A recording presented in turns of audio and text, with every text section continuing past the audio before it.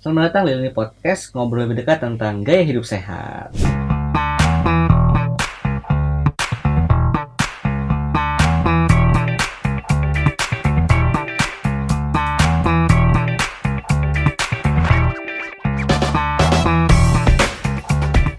Halo Sobat Sehat, kembali lagi bertemu dengan saya Ahmad di Lini Podcast episode kali ini. Nah, di episode kali ini saya mau tanya dulu nih kepada Sobat Sehat. Siapa nih yang suka makan pedas? Nah, bagi yang suka silahkan komen ya di bawah. Nah, kenapa sih saya tanya seperti itu? Karena hari ini kita akan membahas tentang makan makanan pedas gitu ya. Bersama kita telah hadir seorang narasumber yang tidak asing lagi.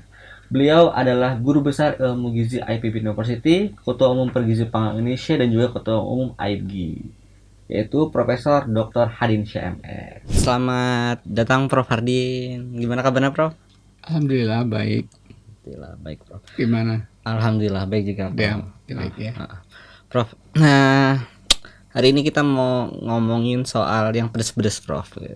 Bukan omongan tetangga ataupun omongan netizen Prof, tapi soal makan makanan pedes gitu Prof ya. Yang bercabai ya. Betul Prof. Nah, jadi kan kalau Ahmad lihat Prof ya di tren masyarakat tuh Prof ya, banyak sekali penjual makanan yang menjual makanan itu pedas Prof. Ada level-levelan itu Prof, level 1, level 2, bahkan sampai level tingginya itu Prof ya.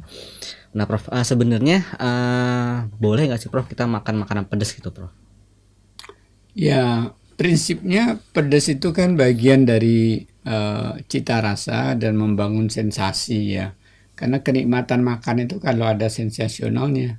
Ada yang orang suka rada asam dikit, ada suka rada manis dikit, ada rasa asin sedikit, atau pedas kombinasi manis dan sebagainya. Jadi secara umum itu diperlukan untuk sensasi makan, bahkan menggugah selera makan ya. Tapi ada orang-orang tertentu yang sensitif, ada orang-orang tertentu yang sedikit saja pedas dia udah nggak nyaman di perutnya gitu. Jadi prinsip memang perlukan, tapi kalau udah berkaitan level-level kita harus introspeksi diri ya.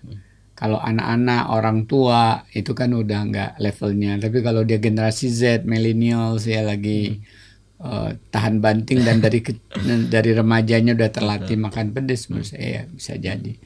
Tapi tetap aja ya, kalau terlalu sesuatu yang terlalu itu Hippocrates kan dari dulu bilang ya, terlalu sedikit, terlalu banyak itu akan menimbulkan gangguan gitu. Oh, ya, Prof. Baik Prof. Nah, kalau makanan pedas tadi ya Prof ya, tadi sudah singgung juga Prof Hadin tuh biasanya berhubungan dengan cabai ya Prof ya. Ini cabai beneran Prof ya. Bukan cabai-cabai beneran Prof ya. Nah, sebenarnya dalam kuliner Indonesia itu kan juga terkenal juga dengan makanan yang pedas tuh Prof. Artinya penggunaan cabai juga Prof. Nah, sebenarnya apa sih Prof fungsi gitu Prof cabai sendiri dalam kuliner sehari-hari gitu Prof? Ya, pertama tadi ketika mengolah itu kan untuk menciptakan tata warna makanan ya.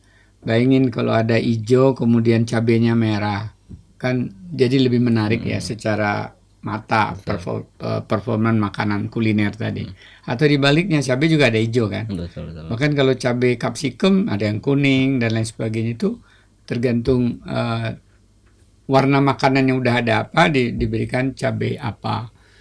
Nah, jadi pertama memang untuk daya tarik mata terhadap suatu produk kuliner sehingga sebelum dirasain. Yang kedua ya sensasi rasa ketika orang merasakan, menikmati tadi, bahwa pedas, sangat pedas, kurang pedas ya, sesuai dengan kebutuhannya tadi. Yang ketiga juga mengawetkan sebenarnya ya. Jadi nasi goreng bercabai pasti sedikit lebih awet sebenarnya itu ya dibanding tidak bercabai ya. Karena ada antioksidan juga di sana kan ya. Jadi warna cabai yang hijau atau merah atau kuning itu ada komponen antioksidan di sana. Termasuk rasa pedas itu kan oleh suatu zat namanya kapsein ya. Jadi semakin tinggi kapseinnya jenis, jadi kalau orang di Indonesia katanya cabai Jawa tuh pedas. Ya berarti di cabai Jawa tadi kandungan kapseinnya tinggi gitu ya. Semakin orang ingin pedas ya dicarilah cabai-cabai yang memang kapseinnya tinggi. Tapi di masyarakat nggak perlu lagi analisis di lab karena orang udah tahu kalau cabai Jawa bentuknya rada gini, kuning kemerahan, agak pendek, runcing ujungnya, itu pedes gitu kan. Cabai keriting dengan cabai nggak keriting itu udah orang udah ada persepsi kepedesannya udah beda. Iya, betul. Cabai hijau pasti juga kepedesannya lebih rendah gitu kan. Iya, Prof. Makanya cabai hijau banyak yang di gorengan, Prof ya. Iya. Pasangannya itu. Makan tahu habis 1-2 cabai hijau ya. Betul, Prof. Ya, jadi bisa tadi untuk daya tarik makanan, tata warnanya, bisa juga untuk sensasi rasa, bisa turut mengawetkan. Terakhir mungkin orang nggak sadar bahwa kapsain itu bermanfaat buat kesehatan.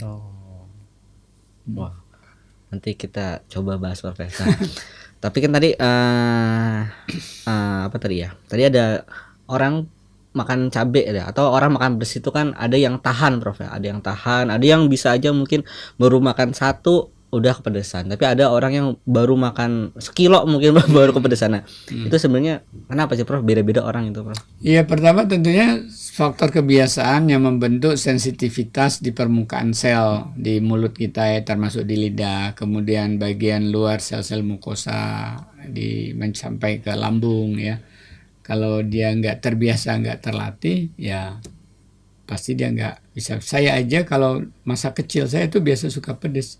Tapi ketika saya kuliah udah sekian tahun ketiga, keempat, itu karena terbiasa dengan makanan di Bogor yang nggak terlalu pedas, ketika saya pulang, itu rasanya pedas banget gitu ya. Padahal dulu waktu kecil dimakan gitu. Tapi udah lebih pedas, karena udah 3-4 tahun terbiasa dengan yang nggak terlalu pedas di Bogor. Jadi faktor kebiasaan, faktor anatomi tubuh kita ya. Kemudian juga kita makan bersama apa, bukan bersama seseorang ya. Bukan bersama siapa ya, Pak. Nah ya, bersama apanya. Jadi kalau tadi dengan sayur, kemudian kita minum ya, beda kan kalau kita makan cabai nggak minum-minum. Jadi banyak Dan kandungan di dalam cabai itu sendiri kan ya. Jadi tinggi rendahnya tergantung jenis cabai tadi. Kapsain tadi. Ya, berarti banyak faktor ya, Prof ya. Biasaan dan segala macam, Prof ya. Karena Ahmadnya juga termasuk juga yang cabai kalau bijinya udah dibuang kan ada juga kan masakannya, cabainya udah dibuang nggak digiling ya. Iya. Tapi kalau di masakan Jepang kan justru bijinya yang dipakai. dipakai. Betul, Prof. Padahal yang pedas itu kayaknya bijinya, Prof ya, atau ya semuanya ada komponen pedas, di biji lebih pedas lagi. betul. Ya di kapsain itu ada di seluruhnya, Prof. Nah, Prof, ini apa ya? Entah mitos atau gimana, Prof, atau omongan dari orang-orang itu, Prof, katanya, Prof ya. Si tadi ya, Prof, biji cabai itu, Prof, atau makan cabai, Prof, itu banyak yang bilang katanya bisa menyebabkan usus buntu, Prof. Itu benar nggak sih, Prof? Ya, potensi sih ada dari biji yang tidak ini, tapi kan tergantung bagaimana tadi proses masuknya makanan tadi ya. Ketika makanan tadi dengan serat, dia ke tergulung bersama serat biji-biji kecil tadi, tentunya nggak nyansang di usus buntu deh. Tapi kalau cabai, biji cabai aja gitu dengan nasi bisa jadi potensi gitu ya. Tapi kan kejadiannya kecil sekali ya. Betul. Tetap orang, makanya budayakanlah makan beragam tadi kan, dan jangan lupa serat. Betul, ya. Oke, nah, Prof, satu pertanyaan terakhir, Prof. Tadi jadi Dan cabainya cabai giling juga kan, betul. atau sambal yang memang nggak kelihatan lagi bijinya. Itu biasanya sambal Thailand ya, itu kelihatan berbiji-biji, sambal Bangkok ya. Atau tadi kita makan masakan Jepang yang memang biji-biji cabai kering yang diberikan minyak dan bumbunya.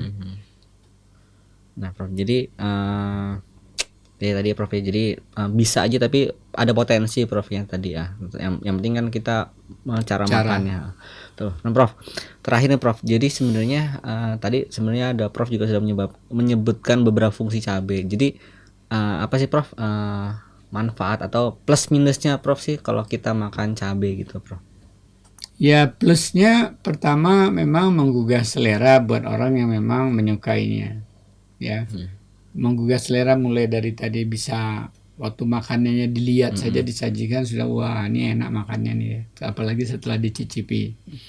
Kemudian ada zat kapsain tadi ya, yang pedas tadi. Kapsain tadi punya manfaat menginjus atau meningkatkan metabolisme dan produksi lemak coklat. Kita kan di tubuh kita ada brown fat namanya. Lemak itu ada yang putih, ada yang coklat. Nah, itu beda fungsinya. Lemak putih ini harus kita minimalkan. Memang kadang-kadang dia sebagai bumper penting ya, supaya kita nggak kedinginan, isolator dia.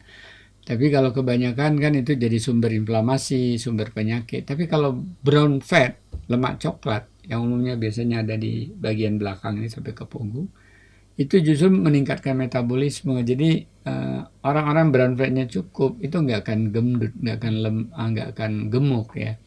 Dia justru biasanya lebih bisa memaintain ototnya dan tampak lebih langsing gitu ya. Jadi sebenarnya orang-orang punya kebiasaan makan cabai harusnya nggak gendut ya, kecuali karena cabai itu makan banyak. Ya. Itu bro, karena kan makin enak bro. Iya. Udah makan banyak, minumnya bergula ya, masakannya manis-manis dan berminyak lah ya. Jadi kapseinnya jadi nggak berdaya lagi menahan. Terus kalau ininya bro, kira-kira kalau bahayanya sih bro kalau makan cabai? Iya, pertama kan sensasi kebakar ya, mulai dari mulut, tenggorokan ya, sampai sensasi kebakar itu kan nggak nyaman ya. Meskipun nggak ada orang meninggal ya karena makan cabai, karena kan udah kita kontrol ya. Kalau udah ini lagi pasti kita berhenti kan gitu. Atau kita banyak masukin sayur, nasi, kemudian minum susu dan sebagainya. Biasanya yang pH lebih tinggi ya makan buah. Ya itu biasanya meredakan sensasi pedas kebakar.